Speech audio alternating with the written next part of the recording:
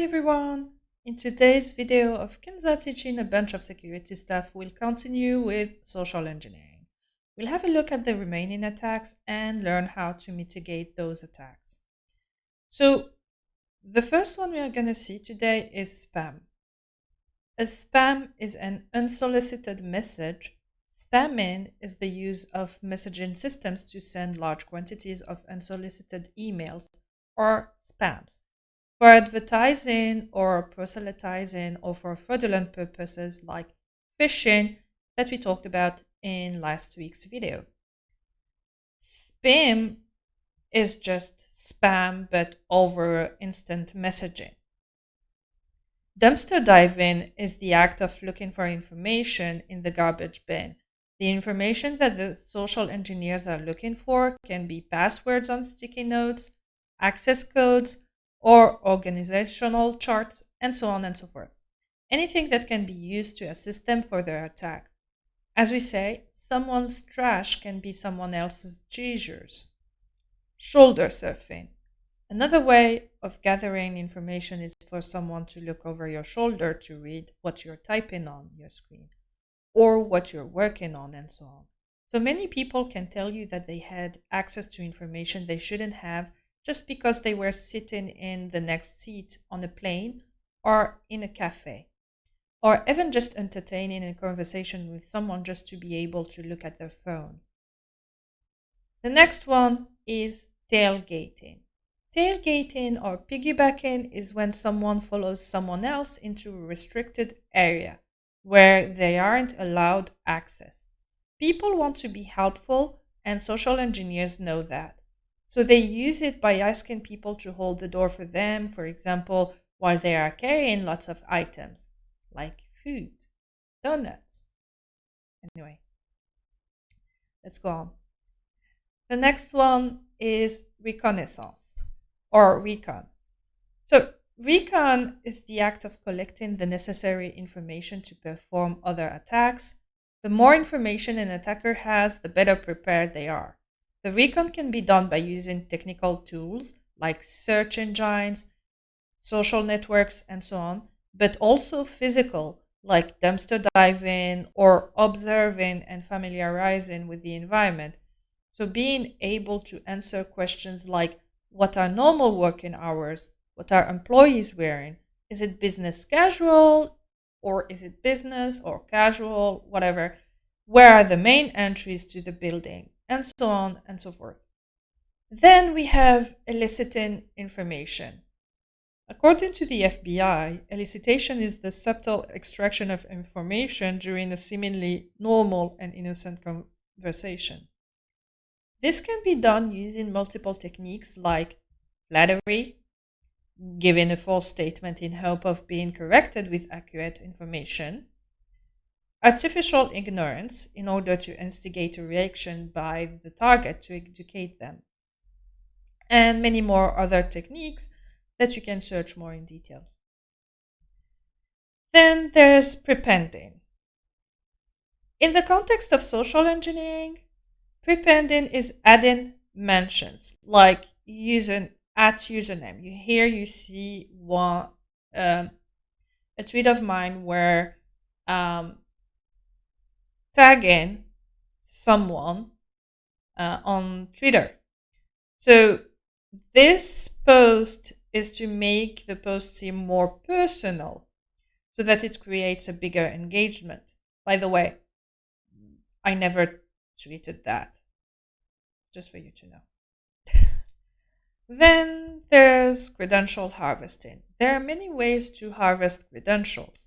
We talked about some of them before, like phishing, recon, dumpster diving, shoulder surfing, spam, and so on. Malware can also be used to target an individual victim or websites or networks, and then the credentials that are harvested are often sold or pasted online. Then there's hoax. For hoaxes, the attacker uses phone or voicemail to trick the target into providing sensitive information.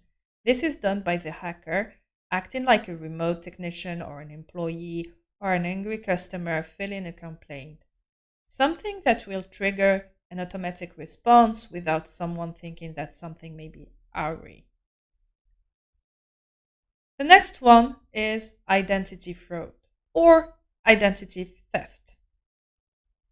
So, this is when an attacker steals someone's identity to obtain credit or steal money. It's done thanks to the different information the attacker was able to gather on his victim using social engineering techniques like phishing, dumpster diving, or malware. The next is impersonation. So, impersonation is acting in person with a thoroughly crafted pretext. It is important to carefully think through all of the aspects of the pretext, such as name, date of birth, origin, education, hobbies, etc. Invoice scams or invoice fraud is an attack where a cyber criminal impersonates a trusted colleague, a vendor, or a supplier to get payment information or request a transfer of money. One way of doing that, for example, is to send a spoofed email, which means the attacker forged the email header to display the name and email address of the actual trusted person so that the receiver will trust it. One example of that is a Lithuanian man and his associates who sent fraudulent invoices to Google and Facebook to wire a total of more than $100 million from 2013 to 2015, as they were posing as Quanta Computer, a hardware company based in Taiwan. Then there's pretexting. A pretext is a scenario made by an attacker for the purpose of stealing a victim's personal data. We also have watering hole attack.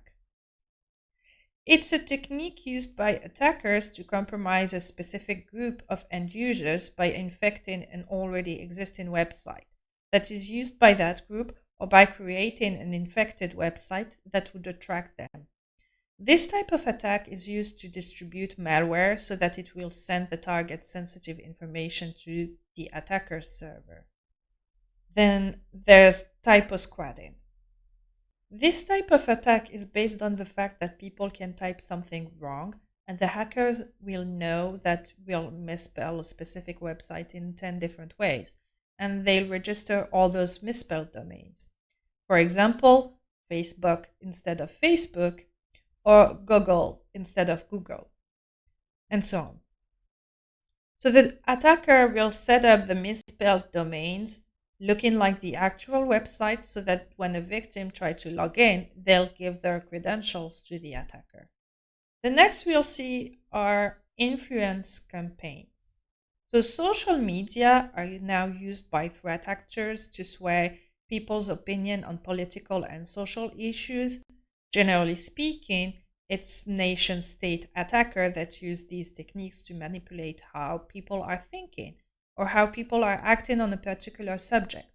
A recent example of that is Facebook taking down 2 different networks of accounts based in China and Russia, seeking to influence political narratives, in part about Russia's war in Ukraine. Then the last one we are going to see is hybrid warfare, or also called hybrid threat.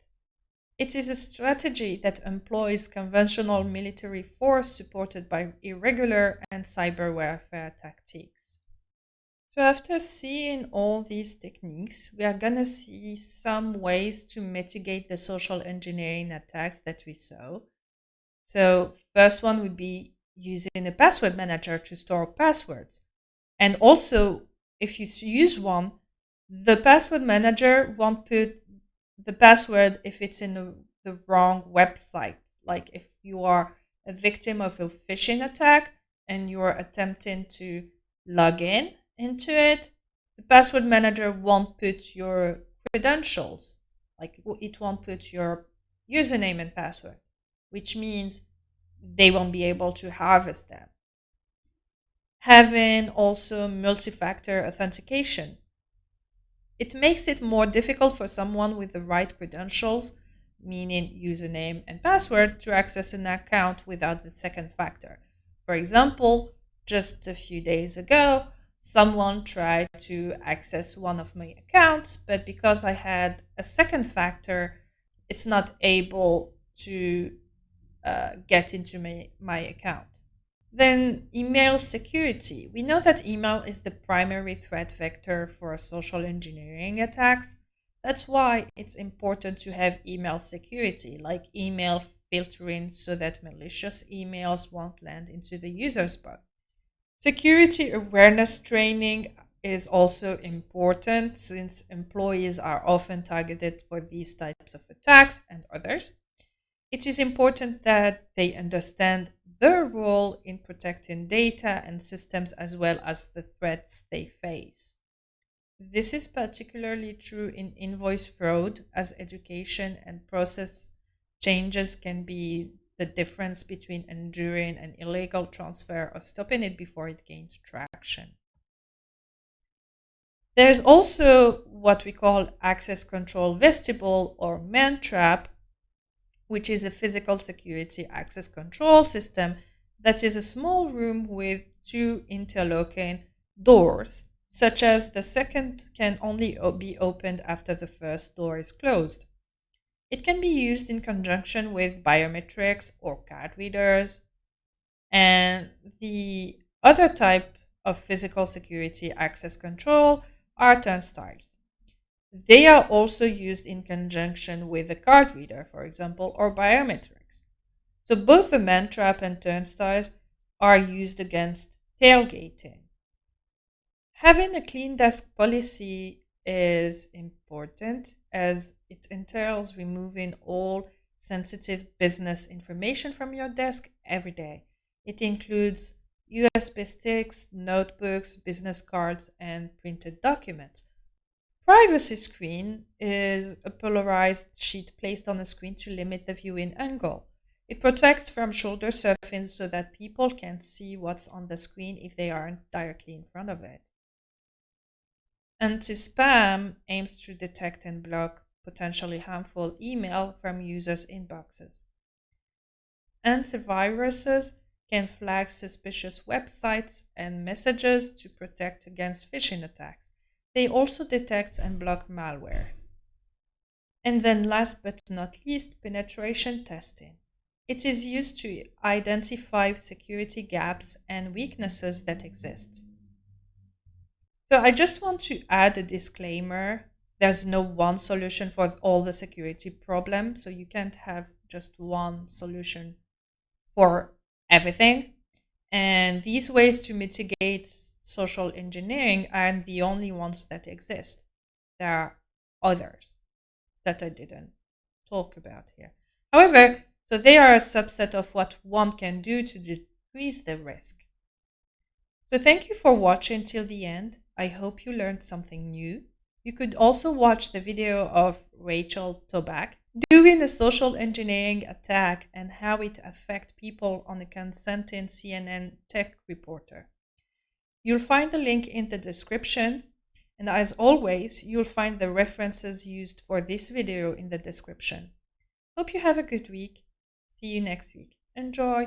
Bye!